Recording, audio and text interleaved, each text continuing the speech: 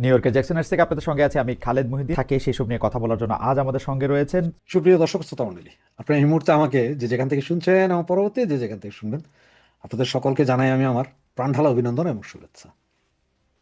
তো আজকের হেডলাইন এবং ব্যানার দেখে বুঝতে পারছেন যে আমি কি বিষয়টা নিয়ে কথা বলবো। যে বাংলাদেশ বিষয়ে প্ল্যান কি, প্ল্যান ABC কি কি, এই বিষয়টা নিয়ে কথা বলবো, কিভাবে কাজ করবে এবং কিভাবে হতে যাচ্ছে।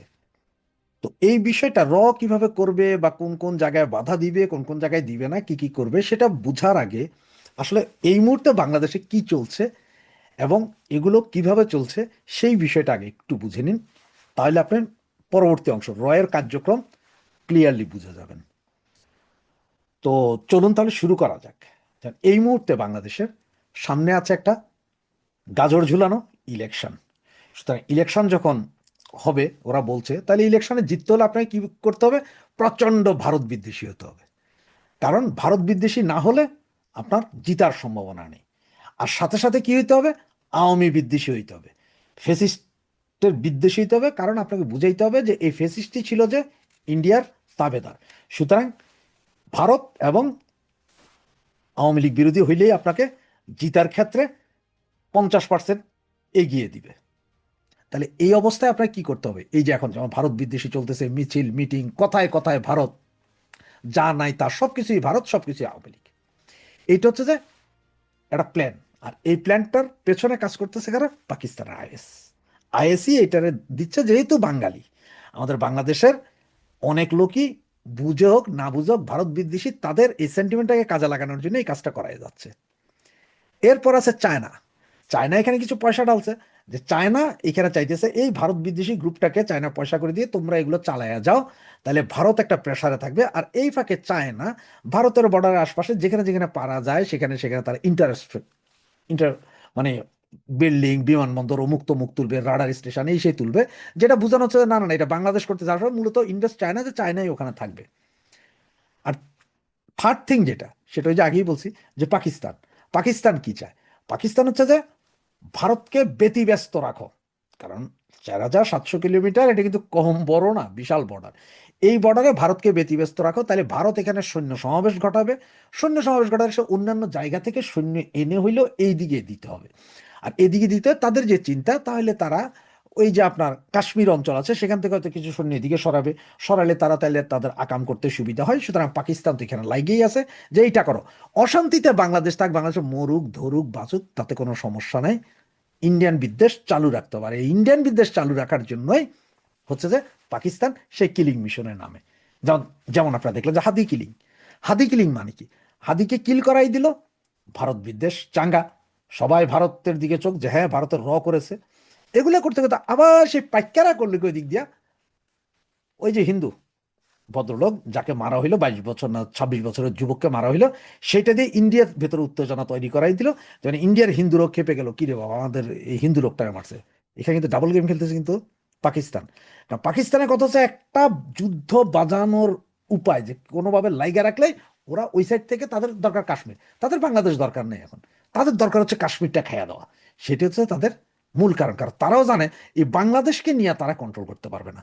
যে বিচ্ছুর জাত এটা কন্ট্রোল করে, তার হচ্ছে কাশ্মীর খাওয়া তাদের জন্য সবচেয়ে ভালো। এটা হচ্ছে যে পাইক্যাদের। এবং ইউএস এর কাজটা কি? ইউএস হচ্ছে যে, যেহেতু চায়নাকে কন্ট্রোল করা ছিল তাদের সবচেয়ে মূল জিনিস, যার কারণে তারা ইন্ডিয়াতে বেস করতে চাইছিল, ইন্ডিয়া রাজিয়ানে, বাংলাদেশে চাইছে শেখ হাসিনা রাজিয়ানে। সুতরাং দোনোটাই, শেখ হাসিনা ইন্ডিয়ান সরকার এবং ইন্ডিয়ান এবং বাংলাদেশ, শেখ হাসিনা সহ মিলে এরা আমাদের বেস করতে জানে। সুতরাং এখানে কি করো? এইখানে করো যে একটা অশান্তি তৈরি করে রাখো তাদের মধ্যে। এর বেশি ইউএস এর আসলে আর কোনো ডিমান্ড এই মুহূর্তে নাই। যেখানে একটা গ্যাঞ্জাম বাধায় রাখো, যাতে ভারত নতজানু হয় ইউএস এর কাছে। তো এই যখন অবস্থা, এগুলো সবগুলা, এই যে আপনারা যেটা বললাম যে ইলেকশন, চায়না, পাকিস্তান, ইউএসএ, ইন্ডিয়ার যে কর্মকাণ্ড, এগুলো সবটাই কিন্তু ওই ইলেকশন কেন্দ্রিক। কোন ইলেকশন? 26 ফেব্রুয়ারি যে ইলেকশন, সেই ইলেকশন। এখন ভারতের বিষয়টা দেখেন। ভারত নিউক্লিয়ার কান্ট্রি, তাদের কাছে পারমাণবিক বোমা আছে। তারা বাংলাদেশ বেশি বাড়াবাড়ি গেলে একটা পারমাণবিক বোমা মারলেই সব শেষ।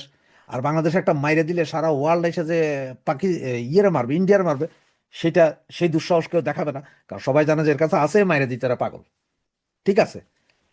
এরপর হচ্ছে যে আপনার ভারতের সেটা হচ্ছে সংখ্যালঘুর ব্যাপারটা, যে সংখ্যালঘু সম্প্রদায় যেটা বাংলাদেশে আছে, যদি ভারত বাংলাদেশের উপর আক্রমণ চালায় তাহলে প্রচুর পরিমাণের যারা সংখ্যালঘু আছে বা সংখ্যাগুরু আমরা মুসলমানও যারা আছি, তারাও হয়তো বর্ডার ভেদ করে ইন্ডিয়ার দিকে চলে যাব। কারণ হচ্ছে এই দেশে যখন অস্থিতিশীল হয়ে যাবে, যেমন ধরেন আপনার একটা বোমাতে যদি পদ্মা সেতু চলে যায়, একটা বোমাতে যদি ফেনীর ব্রিজটা উড়াইয়া দেয়, আর দুই চারটা বোমা দুই চার দিকে পড়লে আমাদের পুরা ইনফ্রাস্ট্রাকচার যা আছে সব শেষ। মানে বিল্ডিং থেকে ব্রিজ, নদী, নালা, খালবি সব 70% ধ্বংস হয়ে যাবে উইদিন 24 ঘন্টায়। তা মানুষ তখন নিরাপদ আশ্রয় খোঁজার জন্য ভারত যাবে, কারণ ওইদিকে মায়ানমার যাইতে পারবে না, ওইখানে বন্দুক যুদ্ধ, এদিকে বঙ্গোপসাগরে পড়বে না, মানুষ তখন নিরাপদের জন্য কোথায় যাবে? ভারতের দিকে যাবে। তার কারণটা কি? কারণ হচ্ছে আমার বাংলাদেশ তো সেই সক্ষমতা না যে ভারতের বিভিন্ন জায়গায় মারবে, সেটা নাই।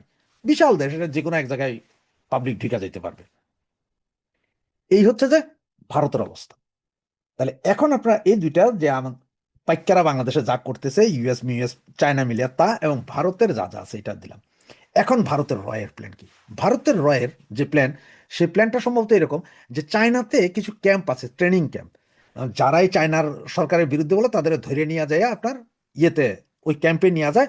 6 মাস পরে, 2 মাস পরে বাইরে সবাই কয় যে চাইনিজ গভর্নমেন্ট এ তো খোদা কেমন। তো এইরকম একটা ক্যাম্প করার যদি চেষ্টা করে ভারত, তাহলে ইউএন ফিউএন ধরে বসবে, এই জন্য ওরা এই দিকে যাবে না। ওরা কিন্তু সারা বর্ডারে এখন সৈন্য দিয়ে রাখছে, বিশাল দেশ, প্রচুর সৈন্য আছে, তারা দিয়ে রাখছে। এখন তারা এই সৈন্য দিয়ে রেখে তারা দুইটা কাজ, একটা হচ্ছে যে সৈন্য আছে তাদের একটা প্রেশার, তাহলে এর যেহেতু এখানে সৈন্য আছে, বাংলাদেশকে বিভিন্ন অঞ্চল থেকে সৈন্য এনে বর্ডারে দিতে হবে, কোনো উপায় নেই। তো বাংলাদেশের কাছে যে সৈন্য আছে এই সৈন্য দিয়া 4500 কিলোমিটার বর্ডার ওনারা পারবেন না। এখানে নদী আছে, পাহাড় আছে, বন আছে, সুন্দরবন আছে, এগুলো কি করবেন? ভারত এখন চোরাচালান, চোরাচালান 90% স্টপ করে দিবে, 10% খোলা রাখবে। 10% খোলা রাখবে কোনগুলো? মাদক চোরাচালান যেগুলো হয় ভারত থেকে, যেসব মাদক বাংলাদেশে ওইটা ফ্রি ওপেন করে দিবে র। তার মানে হচ্ছে যে ফেন্সিডিল যেটা এখন 2000 আর 1000 টাকায় কিনা হয়, সেটা হয়তো 200 250 300 টাকায় পাবেন আগামী 15 দিন পর থেকে, ফ্রি হয়ে যাবে, ফ্রি করে দিবে এদিকে। বিভিন্ন অস্ত্র চোরাচালান যেটা আগে প্রতিরোধ করতো ভারত, ওগুলো নর্মাল করে দিবে। নর্মাল মানে এগুলো নিয়ে তাদের কোনো টেনশন থাকবে না। তবে চাইল, ডাইল, আটা, ময়দা, সুজি, তেল, চিনি, মরিচ, এগুলোর উপর তারা বিশেষ কঠোর হবে, যাতে আপনারা না খাইয়া মরেন। কারণ হচ্ছে যে যখনই এগুলো আস্তে আস্তে অলিখিতভাবে যখনই বন্ধ করা শুরু করবে, তখনই আপনার দেশে সবকিছুর দাম বাড়বে। আপনি আনবেন 50,000 মেট্রিক টন চাউল আনবেন, ঠিক আছে দিব, দিব বলছে, কিন্তু কবে দিব সেটা তো বলেনি। এ দিচ্ছি দিব ফাইল, আপনি তার বাতিল করতে পারবেন না। দিব আপনার, যখন আপনার দেশে কিছু আইব তখন বাইরে থেকে আনবেন, তখন আমরাও দিচ্ছি, অসুবিধা কি?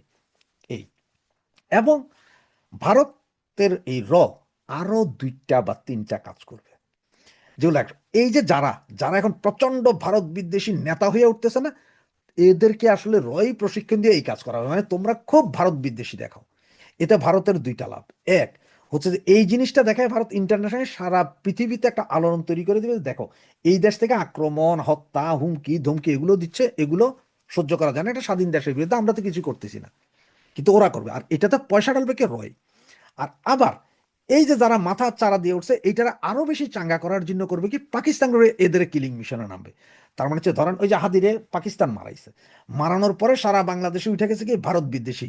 সুতরাং কালকে হয়তো হাসনাত, পরশু দিন হয়তো হাসনাত আবদুল্লাহ, তার পরের দিন হয়তো নাহিদ, এরপরে হয়তো পাড়োয়ারি, এরপরে হয়তো কালা রাফি, খানতালাত রাফি, এইভাবে করে একজনের পর একজন ফালাইতে থাকবে কারা? পাকিস্তানি কিন্তু এদেরকে আবার এই ভারত বিদ্বেষী বানাবে কারা? ভারতের মারবে কারা? পাকিস্তান কাহিনী পরিষ্কার। এরপরে ভারত আরেকটা, যেটা পুরো পাহাড়ের ওইখানে আবার তারা অস্ত্র সরবরাহ করতে পারে। এবং এই যে আপনার রোহিঙ্গা ক্যাম্প আছে না, যেখানে 13 লক্ষ রোহিঙ্গা আছে, আপনাদের ভাই, মুসলিম ভাই, যাদেরকে আইনা গত 24 জুলাই আগস্টে আন্দোলন করাইছিলেন, তাদের ভিতরে অস্ত্র প্রশিক্ষণ থেকে শুরু করে সব করতে পারে মায়ানমারের ভেতর দিয়ে, কারণ মায়ানমারের তো বিশাল একটা অংশে ভারত আছে এখন, সেখান দিয়ে। এবং তাদেরকে দিয়ে হয়তো চিটাং শহরটারে অস্থিতিশীল করে ফেলবে। পুরো এদিকে চট্টগ্রাম শহর, ওইদিকে আপনার পার্বত্য চট্টগ্রাম পাহাড়ি দিয়ে দিয়া আপনি করবেনটা কি? আপনার অবস্থা তো ডাইল খিচুড়ি। কারণ হচ্ছে আপনি 7 সিস্টার ভাঙতে যাবেন, এখন ভারত তো 7 সিস্টার না, এটা আপনার বলা উচিত 10 সিস্টার। কারণ হচ্ছে 7 সিস্টারের সাথে আছে চট্টগ্রাম, সাথে আছে রংপুর, সাথে আছে দিনাজপুর, এগুলো সব 10 সিস্টার, এগুলো সবই ভারতের, বৃহত্তম ভারতের অংশ। তারা এখন বলা শুরু করছে। আজকে আপনার একটা জিনিস খেয়াল করছেন কিনা জানি না, ভারতের কারণে আজকে নেপালে আমাদের জাতীয় পতাকাতে আগুন লাগানো হয়েছে, কারণ হিন্দু মারা গেছে। শ্রীলঙ্কাতে এমন অবস্থা, এত গ্যাঞ্জাম হয়েছে যে এখন ওখানে যারা সব ট্যুরিস্ট গেছিল বাংলাদেশি, তারা বাংলাদেশ হাইকমিশনের কাছে দাবি জানাচ্ছে যে ওদেরকে নিরাপত্তা দিতে এবং ওদেরকে নিরাপদে দেশে পৌঁছে দিতে। অবস্থা বুঝেন, চতুর্দিকে কিন্তু ঘিরতেছে ভারত, যেটাতে আপনি আমি খুব একটা বুঝতেছি না বা বুঝতে পারতেছি না। এবং যদি বেশি বাড়াবাড়ি করেন, বাংলাদেশ আরো বেশি বাড়াবাড়ি করেন বা আরো বেশি ইয়ে করেন, ওরা কিচ্ছু করবে না। ওরা জাস্ট রংপুরের অংশ যেখানে চিকেন নেক আছে সেইখানে যায় তাই হাতির নেক করে ফেলাবে।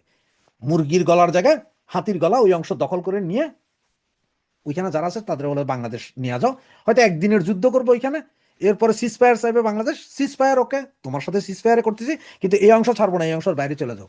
যেটা রাশিয়া ইউক্রেনের সাথে করছে।